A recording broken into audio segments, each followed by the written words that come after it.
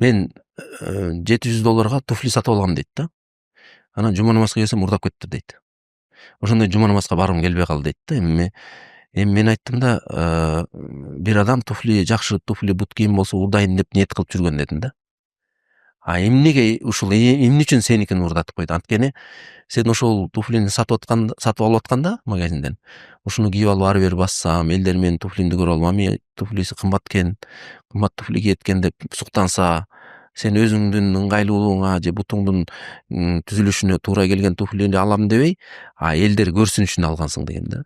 Элдерге мактаныш үчүн мен моундай туфлим бар деп мактаныш үчүн алгансың.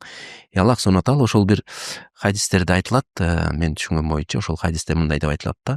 Эгер бир эл үчүн, бирөө үчүн, бир какой-то бир адамдын астында жакшы жагынуу үчүн бирдеке кылсаң, Аллах ошол сенин оокатыңа башка адамдан зыян келтирип коет деген да.